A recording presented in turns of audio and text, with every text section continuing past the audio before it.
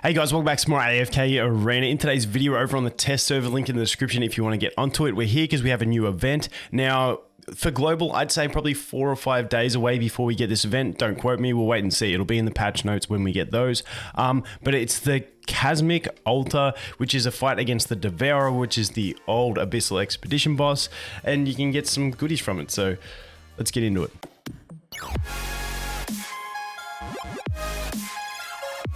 Okay, so this is pretty much, you're going to be battling it daily, and it's pretty much, I haven't done this, okay, you get the intro talk. It's like another Twisted Realm boss, except in this one you use 2 teams. So we'll go through and we'll look at some of the rules about it. So as you can see here, I got rank 8, that is for my server. It's like Twisted Realm, you can use all of your 5 free attacks, and then you can pay, I paid 50 diamonds to reset and do some more attacks. Now, the big thing to note in this when you jump in is the amount of damage the Devourer receives from intelligence-based heroes is reduced by 80%. I don't know if that's because we have the test period for the new Moray, I still can't say her name. The new Celestial, we've got the test period going, so I don't know whether that's it, because you cannot use mercenaries in this one. If we go over here, I just want to show this. If I go begin battle, you'll see that I will have a Saurus mercenary available to me, but if I go over back into this, into the Chasmic Altar, and I jump in here and we go challenge, if it loads, taking time. Okay, there you go. You can see I do not have that Saurus available to me. So let's jump in and look at the info first and go through what it's about. So it uses martial rating, standard, everyone gets 240. Your crystal makes you increase your levels from there. During this event, all hero gear, including unadorned parts, is mythic tier 1 and include faction bonuses. But are unenhanced. Like, everyone's gear is the same. If a hero already equipped mythic tier 3 gear, the hero bonuses will be retained. So I believe it used to be that if you had it tier 2, you got the bonuses. I can't remember how it used to be, but this one, keep in mind, that's what I was looking for, got there. Keep in mind that it's only the tier 3s that matter, so everything else can be ungeared by the way that reads anyway. During the event, all hero signature items, Jura's Virtues, and Oak Inn furniture bonuses will be retained. Cool beans. Artifacts and hero unions are not included, standard stuff. The Devourer's HP is determined by the number of active players across all servers. Aside from its abilities, the Devourer possesses extra effects that change every time it loses 25% of its health, which when you look at that, that's like, if we go back here, like it's still at 0% even though I've done all my attacks. So like, this is like across servers. So we can look at that once we get to that point. It doesn't just straight up tell you. Let's go into the next one if we can find it. I think that was, yeah, it goes into players may challenge the Devourer 5 times per day. The highest amount of damage a player does is the one that gets counted. Players can cleanse corrupted altars by battling against the Devourer. Cleansing the altars grants the players purifying power, which reduces the difficulty of campaign stages. Now, this is the very interesting thing that we're going to have to wait and see how it does. Now, we've got to defeat him to cleanse the tower. So you're not going to walk in day 1, attack him, and then get easier campaign. We've got to actually defeat the Devourer. But then we have rewards. We do have daily rewards, which is nice.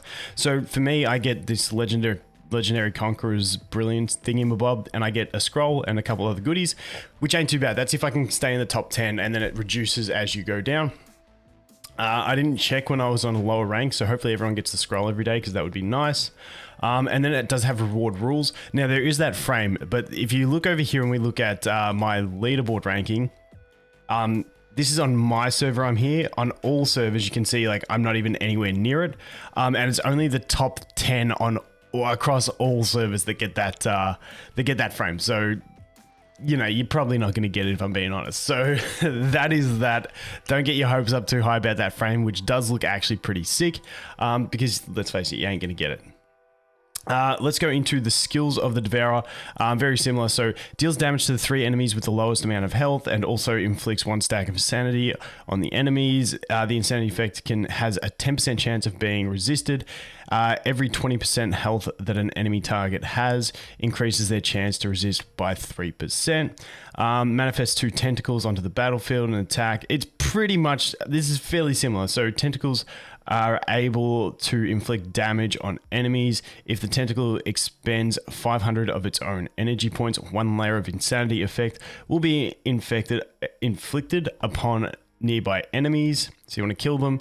Enemies deal 12% less damage to the boss. I still can't say that dude's name.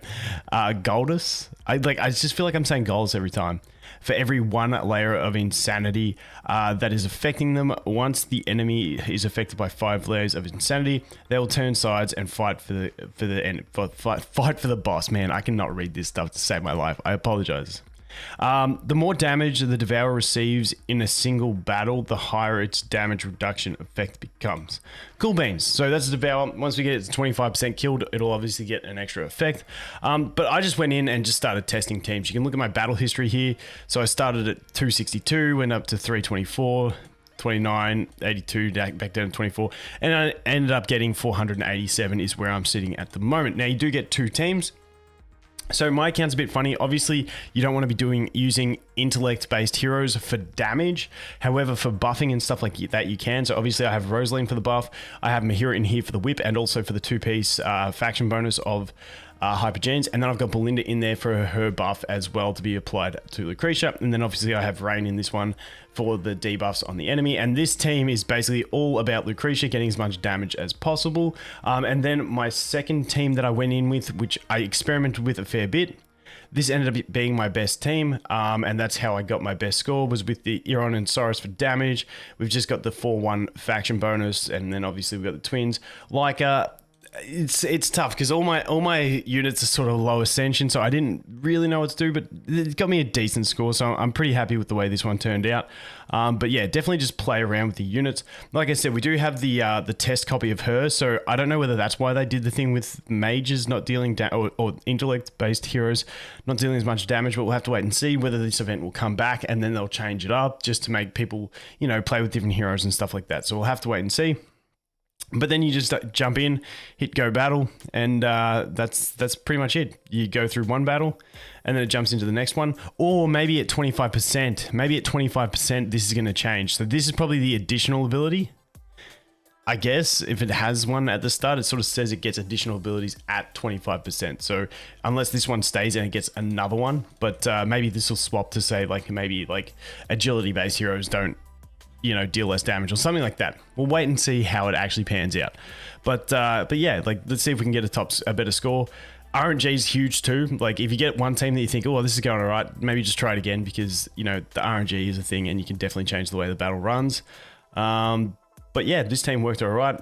Like I said, lucky I had the Lucretia to just build a whole team around. That was actually really poor damage. I think I got over 200 and something last time I did that team. So like I said, we'll look at the RNG at the end of this, because we'll run through this and exact same teams, and I'll show you how much the damage can change. I think it depends on where the tentacles come out, where the cooldowns are at for it.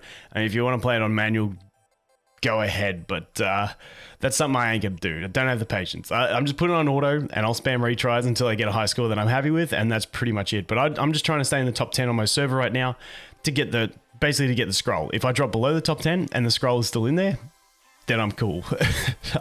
I just want summons, guys. I just want summons. So as you can see, this team doing a bit more damage than my previous team, but the previous team did horribly in this run, absolutely horribly. So we'll compare this run to the previous run and see how we went. That was actually really good damage on this one.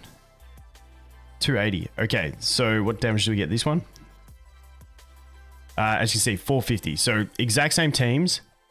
The first team last time did 234, whereas this time it did 185. So you can see the difference that a little RNG makes. And this time the second team did 336, whereas previously it did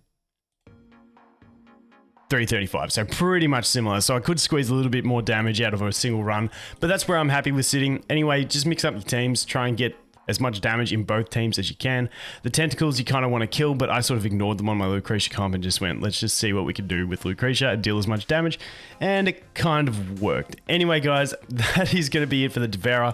I'll keep you updated on what happens with this on the test server as we get to 2550 and all that sort of stuff. And also once we kill it, to defeat the Devourer to decrease campaign difficulty. I'm curious to see how much it decreases it by, how long it does, whether it's a permanent thing. I'm not too sure. We'll have to wait and see. Anyway, thanks for watching. Hope you have an awesome day, and I'll look forward to seeing you in the next one. Cheers.